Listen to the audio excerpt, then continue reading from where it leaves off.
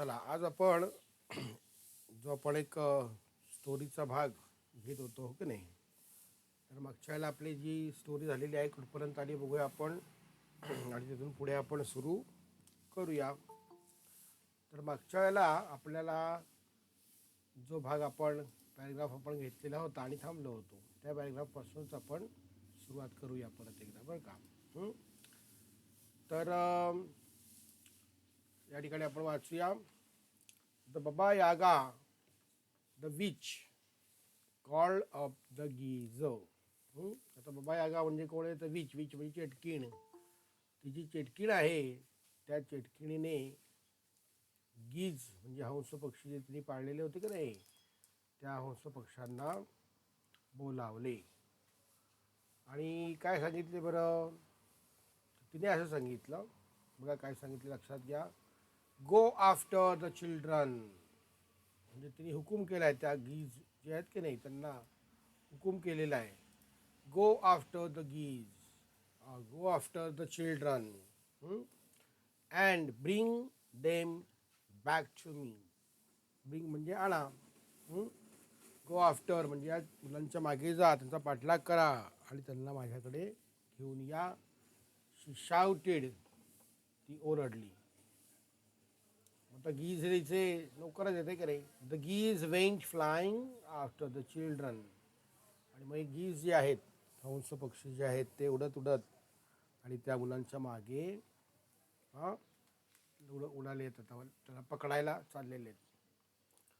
अलिश्का ran and ran till she came to the milk river. मग आता अलिश्का ही माघारी परतीच्या मार्गावर मग ती धावली धावली धावली आणि कुठे आली. She came to the milk river. Milk रिवरच्या कडे येईपर्यंत, टिलचा अर्थ पर्यंत. तुमच्या हातात पेन्सिल असेल आणि तुम्ही अर्थ लिहून घेत आहात तर छान अर्थ लिहा, तुम्हाला कळेल अशा अक्षरात लिहा बरं का. तर मिल्क रिवर दुधाची नदी जी आहे ती दूध सरिता असं म्हणूया आपण. सरिता म्हणजे नदी. दूध सरिता येईपर्यंत ती धावली आणि नदीजवळ आल्यानंतर काय म्हणली नदीला बघा. ती काय म्हणाली. Milk river hide us please. Hide म्हणजे काय तर लपव. हाईड म्हणजे लपवणे. तर तिने विनंती केली त्या milk रिव्हरला.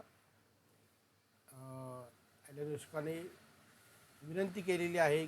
She pleaded, she requested to hide them. आता रिक्वेस्ट केली आहे हे आपल्याला कोणत्या शब्दावरून कळतं तर या प्लीज या शब्दावरून कळतं. प्लीज या शब्दावरून. प्लीजचा अर्थ मराठी काय कृपया म्हणजे विनंती केली हे आपल्याला प्लीज या शब्दावरून कळतं. लक्षात घ्या. क्विकली लगेच त्वरेने the milk river hid the children. बघा हाईड म्हणजे आपल्याला मूळ रूप आहे, base form of the verb आहे. त्याचा भूतकाळ म्हणजे हिड. तर हिडचा अर्थ आहे लपविले. हाईड म्हणजे काय लपवणे आणि हिड म्हणजे लपवले म्हणजे कृती पूर्ण केली हो की नाही. म्हणजे भूतकाळ आहे. The milk river hid the children. त्या दूध सरितेने काय केलं मुलांना लपवलं. The geese couldn't find them. Them म्हणजे त्यांना. त्यांना काही शोधू शकले नाहीत मग हे हंस पक्षी जे होते ते. अँड टर्न बॅक आणि माघारी वळाले. बॅकचा अर्थ इथे आपण घेऊया मागे किंवा माघारी. आणि टर्न म्हणजे वळाले. सगळे अर्थ छान लिहून घ्या म्हणजे पुन्हा एकदा तुम्ही जेव्हा पाठ वाचाल त्यावेळेला त्या पाठाचा अर्थ बरोबर तुमच्या लक्षात येईल. The geese couldn't find them and turn back. आणि गीज जे आहेत त्यांना ते काही मुलं सापडले नाहीत त्यामुळे ते माघारी वळाले. अलिनिष्का बिगॅन टू रन अगेन. मग हे पक्षी मागे वळाले पाहून, दूर गेलेले पाहून अलिनिष्काने पुन्हा सुरुवात केली. अलिनिष्का बिगॅन टू रन अगेन. बिगिनचा भूतकाळ बिगॅन बरं का. मागे आपण घेतला अर्थ, पण पुन्हा एकदा घेऊया. सुरुवात केली, कशाला सुरुवात केली त्यांनी? टू रन, म्हणजे धावायला सुरुवात केली पुन्हा. But the geese saw the children. पण काय झालं की अनुष्काने धावायला सुरुवात केली, त्याबरोबर ते गीज जे होते हंस पक्षी, त्यांना ही मुलं काय झाली पुन्हा दिसली. And came after them. झालं, मग पुन्हा हे हंस पक्षी जे त्यांच्या मागोमाग आले. केम आफ्टर, आफ्टरचा अर्थ इथे मागे असा घेऊया आपण. या मुलांच्या मागे ते हंस पक्षी आले. Holding her brother. आता होल्डिंग बघा, होल्ड शब्द आहे, होल्ड. होल्डिंग म्हणजे घट्ट पकडणे. होल्ड म्हणजे काय? घट्ट पकडणे. तर आपल्या भावाला घट्टपणे किंवा घट्ट पकडत Alyonushka ran and ran till she came and apple tree. बघा, आता दुसऱ्यांदा ती कुठे आली? ॲपल ट्री, सफरचंदाच्या त्या झाडापाशी ती येईपर्यंत ती धावली. Apple tree hide us please. बघा, ती म्हणाली, हे सफरचंदाच्या झाडा, कृपया आम्हाला लपव, कृपा करून आम्हाला लपव. मग ॲपल ट्री जो आहे त्याने देखील तिला मदत केली बरं का. क्विकली द ॲपल ट्री हिड the children in its branches. आता बघा, नवीन शब्द आला आपल्याला, ब्रांचेस. ब्रांचेस म्हणजे फांद्या. झाडाला फांद्या असतात भरपूर. ॲपल ट्रीला भरपूर फांद्या होत्या, पानं होती. त्या फांद्यांमध्ये सफरचंदाच्या झाडाने आणि त्या मुलांना लपवले. The geese couldn't find them. पक्ष्यांना काही मुलं सापडू शकली नाहीत, शोधू शकले नाहीत ते. त्यामुळे काय झालं? The geese couldn't find them and turn back. आणि त्यामुळे ते पक्षी जे आहेत ते पुन्हा माघारी वळाले. आता पुढे काय झालं बघूया. पुढे आणखीन अनुष्का कुठे धावली, कुठे काय झालं आपण बघूया नेक्स्ट पॅराग्राफमध्ये. पक्षी दूर गेलेले पाहून Anushka began to run again. अनुष्काने पुन्हा धावायला सुरुवात केली. झालं, पण काय झालं परत? But the geese saw the children and flew after them. झालं, हंस पक्षीने पुन्हा त्यांना पाहिलं, पुन्हा या मुलांच्या मागे, आणि उडत उडत ते निघाले. होल्डिंग हर ब्रदर, आपल्या भावाला पुन्हा घट्ट पकडत, Alyonushka ran and ran till she came to oven. आपल्या भावाला घट्ट धरून अलेनिष्का धावली धावली, जोपर्यंत ती त्या भट्टीपर्यंत पोचत नाही तोपर्यंत, भट्टीपर्यंत पोचेपर्यंत, भट्टीजवळ पोचेपर्यंत ती धावली. आता ती भट्टीजवळ आलेली आहे. भट्टीला काय म्हणते आपण बघूया. भट्टीला असं म्हणाली ती, हाईड अस प्लीज अवन. हे भट्टी, आम्हाला कृपया लपव. सेड अलेनिष्का. सेड, SAID, सेड म्हणजे म्हणाली. म्हणाली, म्हणाले, म्हणालो वगैरे, म्हणाली, त्या अर्थ म्हणाली घ्यायचा आहे. क्विकली द अवन हिड द चिल्ड्रन. लगेच, क्विकली म्हणजे लगेच, त्वरेने, ताबडतोब. अवन म्हणजे भट्टी जी होती तिने काय केलं? मुलांना पटकन लपवले. The geese couldn't find them. या पक्ष्यांना हे काही मुलं दिसली नाहीत. They flew round and round. बघा, गोल गोल त्यांनी फेऱ्या मारल्या त्या अवनच्या भोवती आकाशामध्ये. गोल गोल, round and round. And up and down, वर आणि खाली देखील ते उडाले, त्यांनी शोधलं. But it was of no use.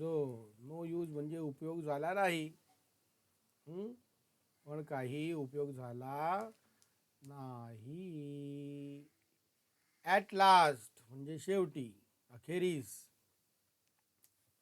They turn and flew back to Baba Yaga. हे पक्षी जे आहेत शेवटी अखेरीस हे पक्षी पुन्हा वळाले आणि त्यांच्या मालकिणीकडे बाबा यागाकडे ते माघारी वळाले. Then Alyonushka crawled out of the oven. Crawled म्हणजे काय तर रांगत रांगत बरं का, हळूच रांगत रांगत गुपचूप तर ती रांगत रांगत बाहेर आली. आऊट म्हणजे बाहेर, त्या ओव्हनच्या मध्ये लपली होती का नाही ती रांगत रांगत बाहेर आली आणि तिच्या भावाबरोबर with her baby brother and ran home with him. आणि ती घराकडे तिच्या धावली, आपल्या भावाला सोबत घेऊन घट्ट धरून. And before long father and mother came home too. Before long म्हणजे पूर्वी असा अर्थ घेऊया. कशाच्या पूर्वी तर father and mother came home too, आई आणि बाबा घरी येण्याच्या आधीसुद्धा ती घरी पोचली सुद्धा असा अर्थ घेऊया आपण. तिचे आई आणि बाबा घरी पोचण्याच्या आधी अलिनिष्का भावाला घेऊन तिच्या घरी पोचली सुद्धा. अशी ही सुंदर कहाणी आपल्याला दिलेली आहे. Adapted from Russian fairy tale. Fairy म्हणजे परी, टेल म्हणजे कथा. तर रशियन परिकथेमधून ॲडॉप्टेड म्हणजे घेतलेली आहे. ही कथा जी आहे ती रशियन फेरी टेल, रशियन परिकथेमधून ही स्टोरी जी आहे ती घेतलेली आहे. अशी एक सुंदर कहाणी, गोष्ट आपण सगळ्यांनी मिळून ऐकली की ज्या गोष्टीमध्ये आपल्याला एक 2-3 प्रकारच्या गोष्टींचा बोध होतो बरं का. एक म्हणजे काय आपल्याला कळतं या ठिकाणी, ही जी ॲलिनिष्का आणि इव्हनिष्का हे जी भावंड आहेत तर त्यांचं एकमेकांमध्ये नातं कसं आहे बरं, कोण सांगेल? तुमच्यापैकी कोण सांगेल बरं, त्या दोघांमध्ये नातं कसं आहे? सर मी सांगू? सांगा बरं.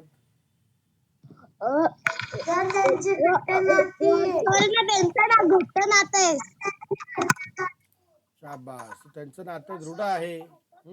आणि ॲलिनिष्काचं आपल्याला काय वैशिष्ट्य सांगता येईल बरं, सांगा बरं रुद्र लंबाडे.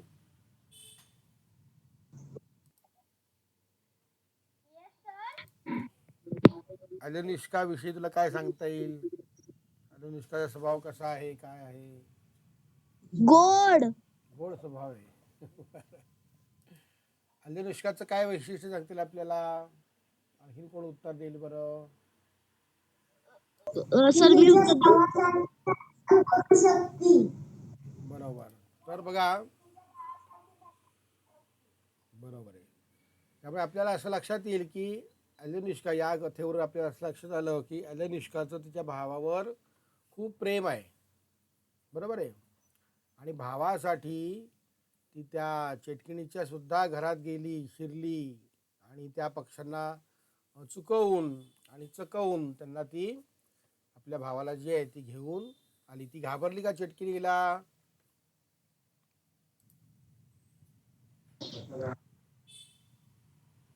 घाबरली का चिडकीला? चिडकीला घाबरली नाही. म्हणजे संकटातून तिने मार्ग काढला आणि धाडसाने तिने आपल्या भावाला परत घेऊन आली. हे आपल्या लक्षात येतं. दुसरी गोष्ट लक्षात येते की तिच्यामध्ये ही धावण्याची शक्ती जी आहे ती तिच्यामध्ये कुठून आली? तर तिने जो आहार घेतला, सगळ्यांनी तिला खाऊ घातला आहे की नाही. सुरुवातीला ॲपल ट्री होता, वाईल्ड ॲपल. त्याने वाईल्ड ॲपल जे आहे ते तिला दिलं खायला. त्यानंतर अवन, तिने ब्रेड दिला खायला. ठीक आहे. त्यानंतर दूध सरिता मिल्क रिवर होती, तिने मिल्क दिलं म्हणजे दूध दिलं प्यायला. म्हणजे योग्य आहार असेल तर आपल्याला सुद्धा अशी शक्ती मिळू शकते बरं का, धाडस करण्यासाठी. आणि म्हणून या धड्यामधून आपल्याला ते पण शिकायला मिळतं की आपण आपला आहार जो आहे तो छान ठेवला पाहिजे आणि एकमेकांची काळजी घेतली पाहिजे, असं या धड्यातून आपल्याला समजतं. ठीक आहे. सगळ्यांना गोष्ट आवडली का ही? Yes sir, no sir.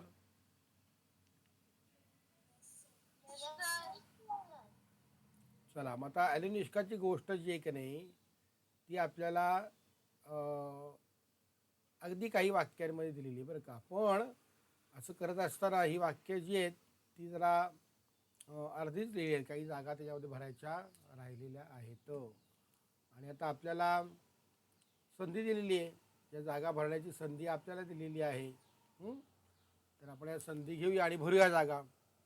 ॲलिनिष्काज dash tells her to look after her dash. आता लुक आफ्टर म्हणजे काळजी घेणार का हे आपल्याला माहिती आहे. प्रश्नामध्ये देखील काही शब्द आहेत, ते आपल्याला कळले तर प्रश्नाचं उत्तर आपल्याला लगेच लिहिता येईल बरं का. ॲलिनिष्काच्या टिंबटिंबने तिला तिच्या टिंबटिंबची काळजी घ्यायला सांगितले. कोणी सांगितले बरं? ॲलिनिष्काज. तर ॲलिनिष्काच्या आईने सांगितलं ना मला वाटतं. आपण जर गोष्ट बघितली अगदी पहिल्या परिच्छेदामध्ये, पहिल्या परिच्छेद आपण बघूया. एक मिनिट, आपल्याला शंका क्लिअर करायची आपल्याला, हो की नाही. त्यामुळे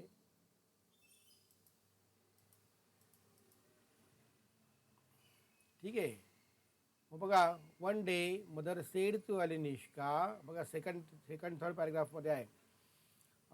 one day mother said to Alyonushka, daughter, we are going out for to work. Be a good girl and look after your baby brother.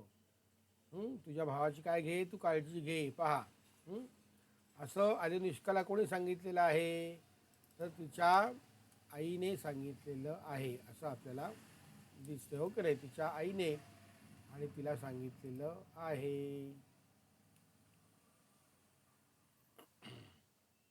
काही शंका विचारायची का?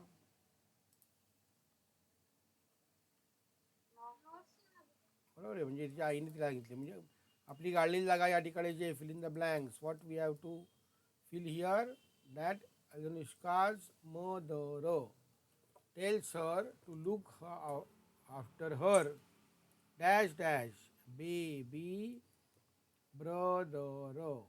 चला, तुमच्या हातामध्ये पेन्सिल असेल तर तुम्ही पुस्तकामध्ये लिहायला हरकत नाही बरं का. आपण पेन्सिलने लिहायचं बरं का. पेन्सिलने लिखाण करायचं आहे. ओके, आता बाण केल्या बघा इकडे, म्हणजे पुढचं वाक्य आपल्याला इकडचं घ्यायचं आहे. खालीकडे वाक्य आहेत पण ते नाही घ्यायचं आपल्याला. So here the second sentence we are going to take. Alyonushka goes out to play with dash. बघा इथे आपल्याला, इथे बघा आपल्याला वाक्य दिसते का नाही, her friends and began to play with them. म्हणजे हर फ्रेंड्स असं उत्तर आपल्याला मिळतं आहे. सो विथ हर फ्रेंड्स, दोन गाळलेल्या जागा दिसतात ते आपल्याला, हो की नाही. त्यामुळे दोन गाळलेल्या जागा आहेत. With her friends. Alyonushka goes out, ती बाहेर गेली कोणाशी खेळायला, तिच्या मित्रमैत्रिणींशी खेळायला ती गेलेली आहे. तिसरं वाक्य आपण बघूया. The dash fly away with her baby brother.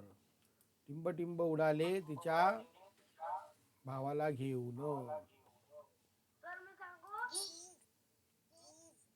गीज, बरोबर आहे.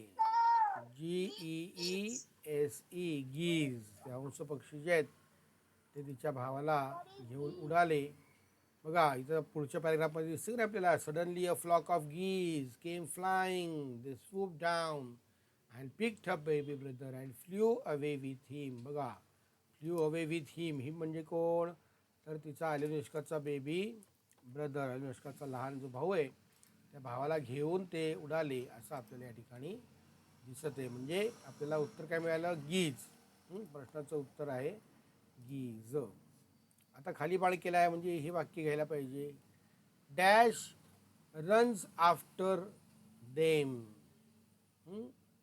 त्यांच्या मागे, टिंब त्यांच्या मागे धावली.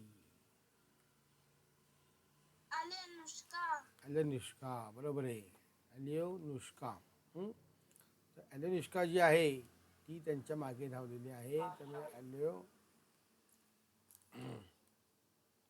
तर त्यांच्या मागे धावणारी कोण आहे, तर ती आहे ॲलेनुष्का. स्पेलिंग आपण नीट लिहूया.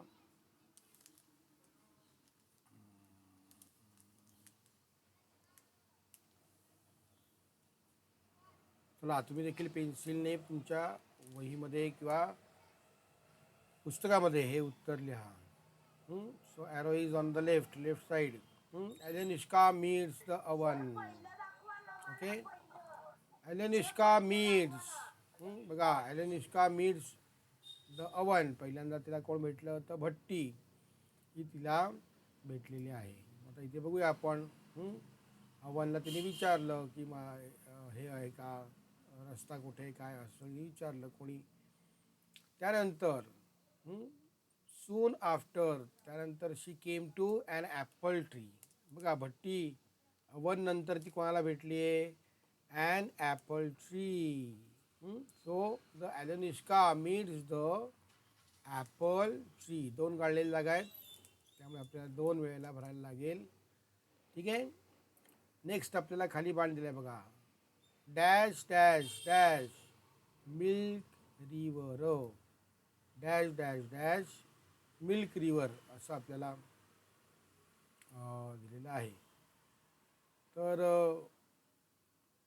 त्यानंतर आपल्याला लिहिता येईल, ॲलेनुष्का ॲपल ट्री नंतर ती कोणाला भेटलेली आहे, तर मिल्क रिव्हरला भेटलेली आहे. त्यामुळे आपल्याला इथं जे ॲपल ट्रीचं वाक्य आहे का रे वरचं, तेच वाक्य आपण खाली लिहूया इथे बरं का. बघा काय वाक्य लिहिणार आपण, ॲलेनुष्का, पहिली गाडीला जागा आहे ॲलेनुष्का. दुसरं वाक्य हे आहे मीट, शब्द आहे meet. Alenushka meet the milk river. समजतंय का मुलांनो? वरच्या वाक्यावरून आपण खाली पण ते वाक्य करू शकतो.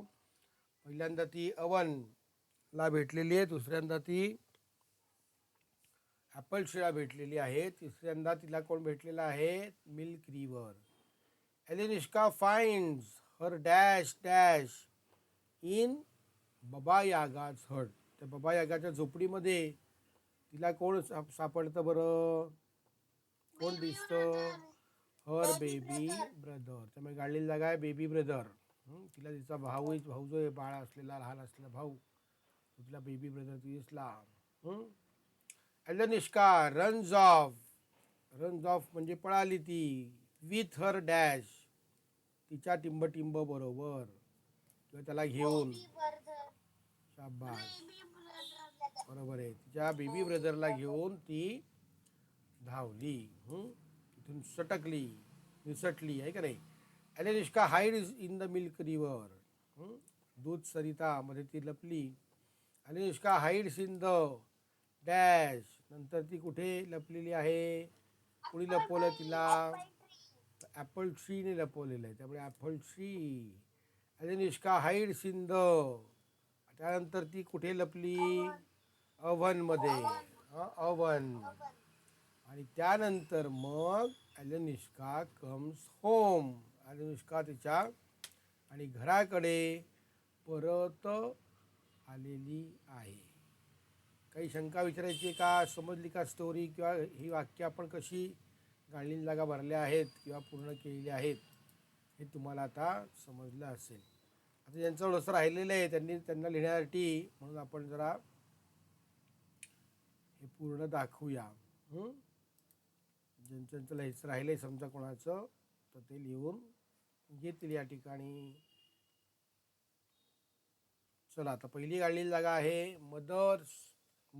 ॲलेनुष्काज mother tells her to look after her dash dash. तर इथे डॅश डॅश म्हणजे गाडलेली जागा जी फिल इन द ब्लँक्समध्ये आपण लिहायचं baby brother. Second, Alenushka goes out to play with dash dash. So in filling the blanks we should write down her brothers. तिथे हर ब्रदर्स हे शब्द हवेत. Third sentence, the dash fly away with her baby brother. इथे गाडलेली जागा आहे geese. The geese fly away with her baby brother. त्यानंतर त्या खाली वाक्य दिलेले next sentence. Dash runs after them. त्या गीजच्या मागे देम म्हणजे कोण तर गीज. आता गीजला हे सर्वनाम वापरलेले प्रनाउन. कोण धावलं तर ॲलेनिष्का. त्यामुळे Alenishka runs after them. Then Alenishka meets the oven.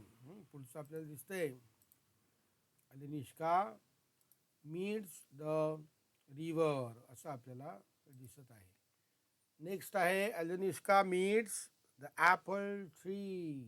त्यानंतर ती भट्टीनंतर ॲपल ट्रीला भेटलेली. Then Alenishka meet the milk river.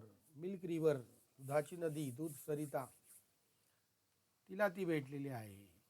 त्यानंतर Alenishka finds baby brother in Baba Yaga झट. तर बेबी ब्रदर ही आपली गाळलेली जागा आहे बरं का. Alenishka runs off with her dash dash. Baby brother. कोणाबरोबर सोबत ती धावली घेऊन, कोणाला घेऊन, बेबी ब्रदरला घेऊन. त्यानंतर आहे Alenishka hides in the milk river. त्यानंतर Alenishka hides in the apple tree. Alenishka hides in the oven. And Alenishka comes home. बघा घराचं चित्र दिलेलं आहे, ती घराकडे परत आली. चला, मला वाटतं सर्वांच्या खुणा करून झाल्या असतील, लिहून झाला असेल. आपल्या पुस्तकामध्ये पेन्सिलने सगळ्यांनी लिहिलेलं असावं. लिहिले का सगळ्यांनी? Yes sir, no sir? Sir. Okay, सगळ्यांचं लिहून झाले का? पुढचा प्रश्न घ्यायचा का? ॲक्टिव्हिटी काय बघायचं का?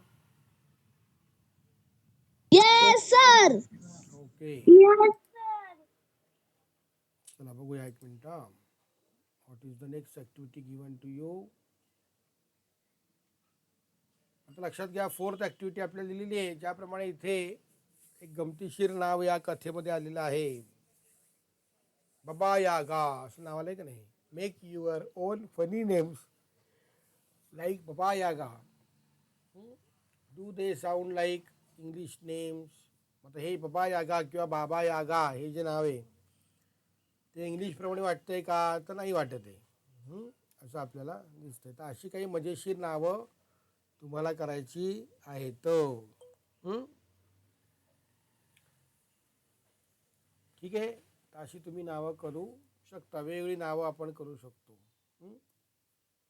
जसं चिपकू चिंकू असं नाव करू शकतो आपण. चिपकू चिंकू असं एक मजेशीर नाव होऊ शकतं. इंग्लिश नाही आहे ते, इंग्लिश शब्द नावांप्रमाणे नाही आहे, पण वेगळं नाव आहे.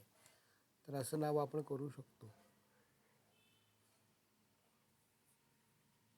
ठीक आहे, काही शंका?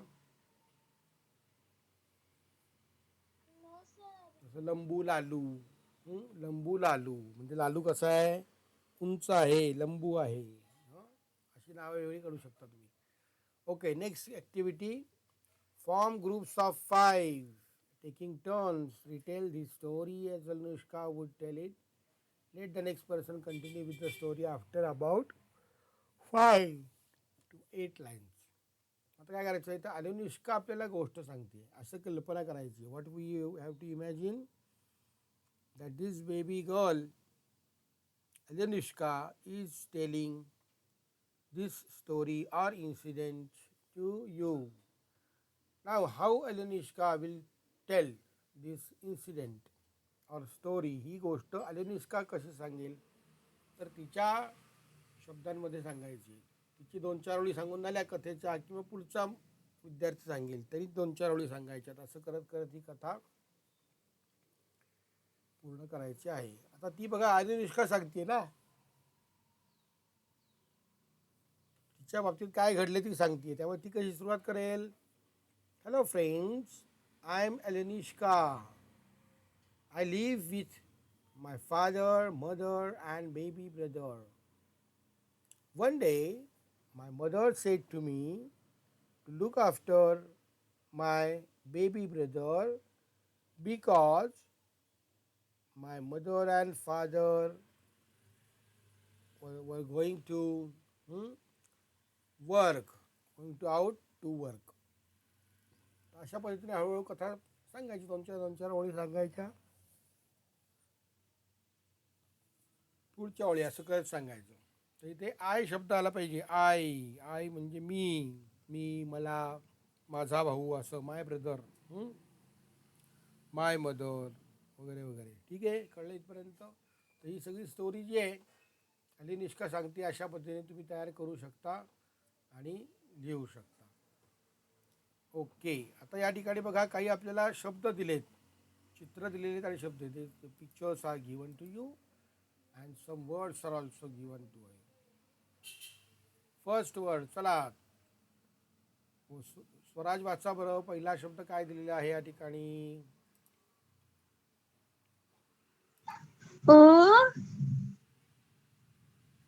O loaf of bread. शाबास, a loaf of bread. A loaf of bread. आता लफ म्हणजे काय? तर हा जो आपल्याला भाग दिसतोय त्याला लफ असं म्हणतात. म्हणजे मराठीमध्ये आपण त्याला लादी म्हणूया. पावाची लादी असते आणि मग त्याचे स्लाईस करतात तुकडे करून. तुकडे केले तर त्याला स्लाईस म्हणायचे आणि पूर्ण असेल अखंड तर लादी. आता याच ब्रेडची आपल्याला या ठिकाणी त्या लादीतला एक तुकडा दिसतोय बरं का. मग आपण वाचायला सांगूया. वरद पवार वाचा.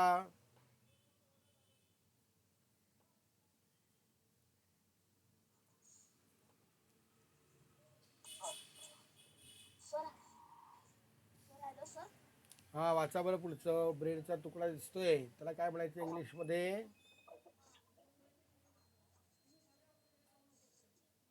हॅलो,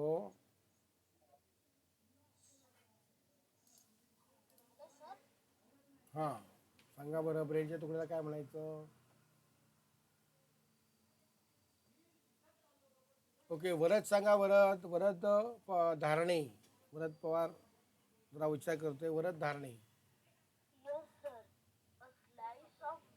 शाबास, a slice of bread. Slice म्हणजे तुकडा बरं का. शाबास, म्हणजे स्लाइस. ब्रेड मोजायचा असेल तर तो लोफ किंवा स्लाइस या युनिटला आपण मोजू शकतो. नेक्स्ट आपण वाचायला सांगूया. लोकेश साळुंके. या ग्लासमध्ये काय दिसते ते वाच बरं. अ ग्लास ऑफ मिल्क म्हणजे ग्लास भरून किंवा ग्लासभर असा याचा अर्थ आहे बरं का. ग्लास ऑफ मिल्क, ग्लासभर दूध. शाबास.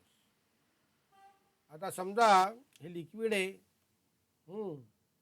दूध. त्याच्याऐवजी एकच थेंब समजा असता, जसं इथे दिलेले बघा खाली, तर त्याला आपण वॉटर, ड्रॉप ऑफ वॉटर म्हटलं असतं. ग्लासमध्ये आहे पाणी, समजा बकेटमध्ये आहे पाणी, मग त्याला बकेट फुल असं म्हणू शकतो किंवा अ बकेट ऑफ वॉटर असं आपण म्हणू शकतो. पण थेंब आहे, एक थेंब नाही. थेंबाला काय म्हणायचं? सोहम बागवे सांगा. पाण्याचा थेंब पूर्ण वाचा बरं. शाबास, अ ड्रॉप ऑफ वॉटर. चला, निपुण नवगिरे. चला, आपल्याला दिसतंय पेपर, पण त्या पेपरच्या सोबत काहीतरी लिहिलेलं आहे. काय लिहिलंय बरं? शाबास, पीसचं स्पेलिंग लक्षात घ्या. PIECE. मग पीसचा अर्थ काय होतो मराठीमध्ये? बरोबर आहे, म्हणजे कागदाचा तुकडा. शाबास, बरोबर वाचले. शिवम टिळे.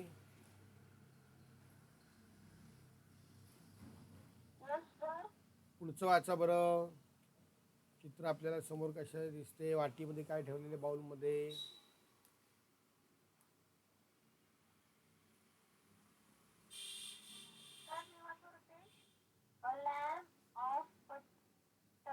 बर, रितेश होता. रितेश. हां, तर आता शिवमने थोडासा उच्चार वेगळा केला. लॅम्प असा उच्चार केला. लॅम्प. लॅम्प म्हणजे दिवा. मग हा लोण्याचा दिवा दिसतो का तुम्हाला? नाही. त्यामुळे लॅम्प नाही उच्चारायचा. LU आहे ना. लंप, लोण्याचा गोळा. लंप काय म्हणायचं त्याला? Lump, lump of butter. तर बघा अशा पद्धतीने आपल्याला ज्या गोष्टी आपल्याला 1, 2, 3 या संख्यांनी मोजता येत नाहीत, हां, त्याला अनकाउंटेबल नाउन्स असं म्हणतात. Uncountable nouns. तर ही जी अनकाउंटेबल नाउन्स आहेत, या अनकाउंटेबल नाउन्स मोजण्याकरता, अनकाउंटेबल आहे ना, म्हणजे मोजता येणार नाहीत, मग काय करतात, तर त्याला काहीतरी माप वापरतात, युनिट वापरतात. उदाहरणार्थ ब्रेड. तर ब्रेड आपल्याला मोजायचं आहे समजा, तर एक तर ती लादी असेल किंवा तुकडा असेल, लोफ असेल किंवा स्लाइस असेल. बटर आहे समजा, तर बटर आपण चमच्यावर काढून टाकायचं तर गोळा तयार होईल, तो म्हणून लंप ऑफ. त्यानंतर पाण्याचा थेंब, त्याला आपण ड्रॉप ऑफ वॉटर असं म्हटलेलं आहे. ग्लासभर दूध, तर त्याला आपण काय म्हटलं आहे, glass of milk. Piece of paper, कागदाचा तुकडा असं म्हटलेलं आहे. त्यामुळे हे सगळे नावं लक्षात ठेवा. Loaf, slice, lump, drop, glass, piece, हे सगळं वापरायला लागतं आपल्याला बरं का. ठीक आहे, चला आता अशा रीतीने आपण छान ॲक्टिव्हिटी आत्ता केली. आता पुढची ॲक्टिव्हिटी सोपी आहे बरं का. आपल्याला कॉलम दिलेले आहेत की नाही, त्या कॉलममध्ये आहे वन आणि मेनी अशी आपल्याला ॲक्टिव्हिटी दिली. One and many. आता ही जी ॲक्टिव्हिटी आपल्याला दिली मुलांनो, वन अँड मेनी, ती ॲक्टिव्हिटी करायची. वन याचा अर्थ एक, हे तुम्हाला माहिती आहे. वन याचा अर्थ एक. मेनीचा अर्थ काय बरं? मेनी अनेक, बरोबर आहे. मेनी म्हणजे अनेक. One and many. तर त्याची ॲक्टिव्हिटी आपण मुलांनो छान पद्धतीने करू शकतो. वन अँड मेनी म्हणजे आपल्याला 2 कॉलम दिले आहेत, त्या 2 कॉलममध्ये वन असेल म्हणजे एकच गोष्ट असेल ती, तर ती वन या कॉलममध्ये लिहायची. आणि जर त्या शब्दाचा अर्थ अनेक वचन असा होत असेल, अनेक वचनी शब्द असेल, त्याला प्लुरल असं म्हणतात बरं का. प्लुरल जर असेल तर तो लिहिताना मात्र आपण मेनी याच्यामध्ये लिहिणार. आपण मेनी हा जो आपल्याला दिलेला कॉलम आहे, त्या मेनी या कॉलममध्ये आपण लिहिणार आहोत.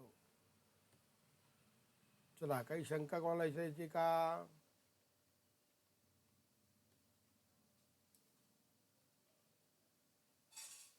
चला मग करूया का आता वन अँड मेनी.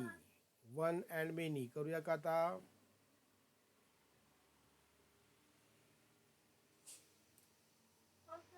ओके, चला वन अँड मेनी बघूया. One and many. चला आता तुम्ही मला सांगायचं बरं का, तुम्ही वन म्हणायचं आहे किंवा मेनी म्हणायचं आहे. वन असेल तर वन म्हणायचं आहे. बघा, गर्ल. गर्ल कोणत्या कॉलममध्ये लिहायचं? वन. शाबास, वनमध्ये लिहायचं आहे. डे. डे कोणत्या कॉलममध्ये लिहायचं आहे? शाबास, सगळ्यांनी मिळून उत्तर दिलं ते चालेल बरं का. फ्रेंड्स. फ्रेंड्स कोणत्या कॉलममध्ये लिहायचं आहे? मेनी.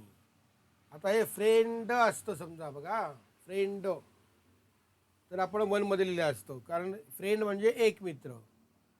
पण या फ्रेंड या शब्दाला पुढे आपल्याला एस हा प्रत्यय लावलेला दिसतोय, आणखीन एक अक्षर दिसतंय एस. So friends. फ्रेंड्स म्हणजे अनेक झाले. आता इथे एक नाही राहिला मित्र, अनेक मित्र असा अर्थ आहे. आय मीट माय फ्रेंड्स, मी माझ्या अनेक मित्रांना भेटलो असा अर्थ आहे, हो का नाही? मग मेनीमध्ये आपण लिहिणार बेबी. वनमध्ये लिहायला लागेल, बरोबर आहे. चिल्ड्रन. चिल्ड्रन बरोबर आहे. चिल्ड्रन मेनीमध्ये असतं बरं का. एक असेल तर चाइल्ड, पहा बरं, एक असेल तर चाइल्ड, पण इथे चिल्ड्रन शब्द आहे ना, त्यामुळे मेनी आहेत. चिल्ड्रन अनेक मुले असा अर्थ येईल. बर्ड्स. बर्ड्स कुठे लिहूया? बर्ड्स कुठे लिहूया? मेनी मध्ये. पुढे एस आले का नाही, म्हणजे मेनी, अनेक पक्षी. चला पुढे अवन. अवन कुठे लिहूया? शाबास. स्लाइस कुठे लिहूया? स्लाइस. शाबास. त्यानंतर केक्स. केक्स कुठे लिहूया? मेनी मध्ये. ट्री कुठे लिहूया? ट्री वन मध्ये. शाबास. ॲपल्स. ॲपल्स कुठे लिहूया? शाबास. Father. Okay. Feet. Feet many मध्ये लिहायचं लागेल. गीज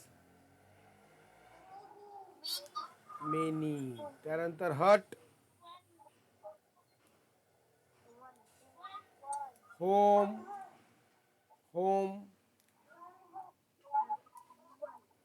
वन मध्ये लिहायला लागेल. Mother one. आणि जे मेन आहे, मेन, मेन कुठे लिहायला लागेल? मेनी मध्ये लिहायला लागेल. जर मॅन असतं, मॅन, पहा बरं, मॅन असतं, मॅन, MAN, मॅन, तर ते वन आलं असतं, one man. I saw one one man असं. पण इथं मेन आहे ना, MEN. बघा, सूक्ष्म फरक आहे, अगदी एका लेटरचा, अक्षराचा फरक आहे, पण त्याचा अर्थ बदलतो बरं का. मॅन म्हणजे एक मनुष्य आणि मेन म्हणजे अनेक मनुष्य किंवा अनेक पुरुष. मॅन म्हणजे एक पुरुष, मेन म्हणजे अनेक पुरुष. चला, समजली का ॲक्टिव्हिटी? सगळ्यांना कळली का कसं लिहायचं आहे मुलांनो? Yes sir, no sir? शाबास. सोपी आहे का अवघड वाटली ॲक्टिव्हिटी?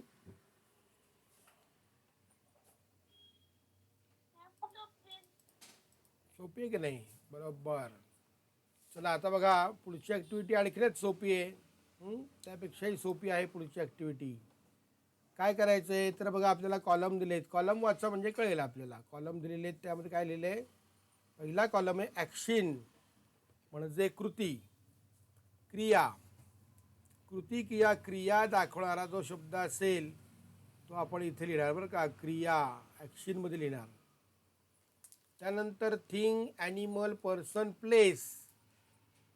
थिंग म्हणजे वस्तू, बरोबर आहे. ॲनिमल म्हणजे प्राणी, पर्सन म्हणजे व्यक्ती, प्लेस म्हणजे जागा, ठिकाण.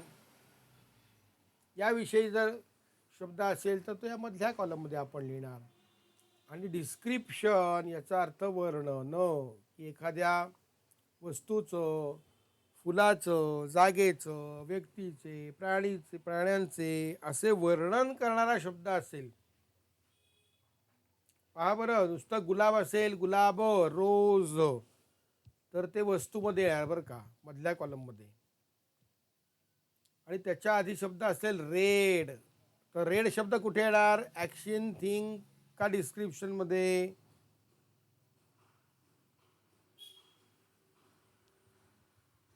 सांगा बरं. हा जो रेड शब्द आहे, हा रेड शब्द कुठे लिहायचा आपण? तर डिस्क्रिप्शनमध्ये लिहायला लागेल. शाबास, छान उत्तर दिलेलं आहे. म्हणजे त्या गुलाबाचं वर्णन केलेलं आहे. Describe. I describe the flower by using the word red. Red flower. Okay. मग रेड हे फ्लावरचं वर्णन करणारा शब्द आहे. सो डिस्क्रिप्शनमध्ये लिहायला लागेल. I think that you got the point how to write down the or fill up the columns. We read here the words one by one. You just tell me in which column I have to write down this word. बघा, king. King शब्द कुठे लिहिणार आपण?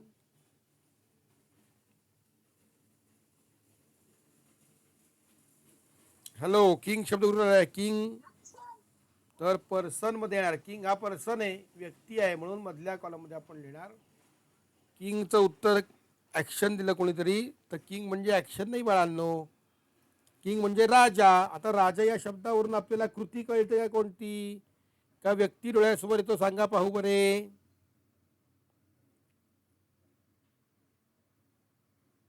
व्यक्ती व्यक्ती कळते का कृती कळते, काय कळतं तुम्हाला किंग या शब्दावरून.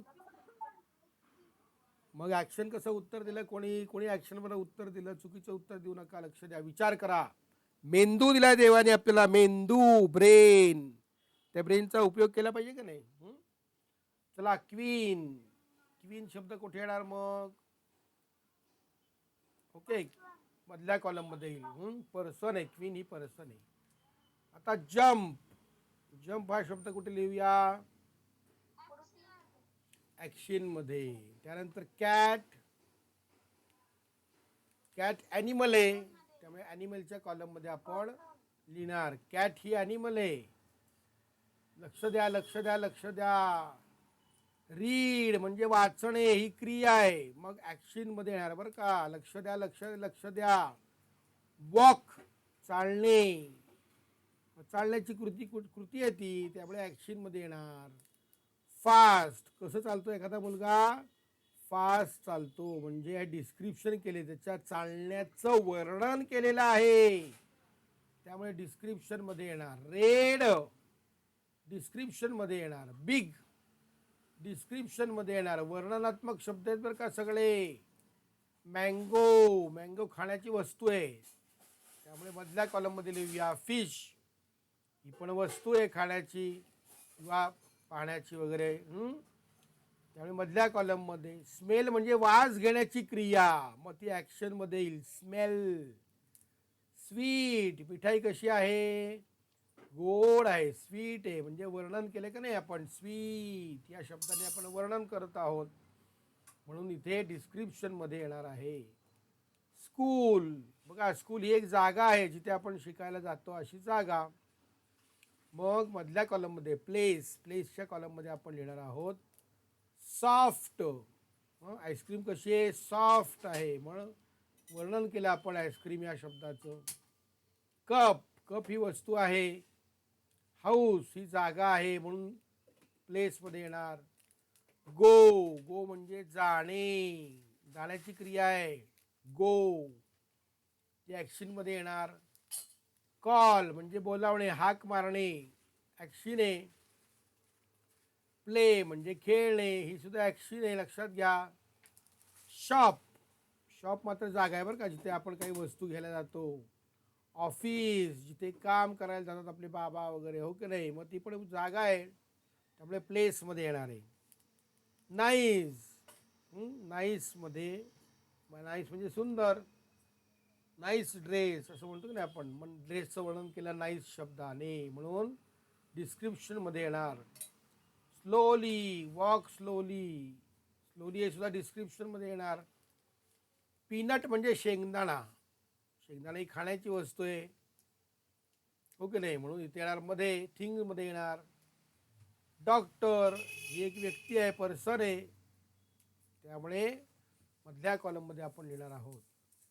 होम, बघा होम म्हणजे जागा आहे का नाही, म्हणून होम मधल्या कॉलम मध्ये येईल. बेबी पर्सन आहे, म्हणून मधल्या कॉलम मध्ये येईल.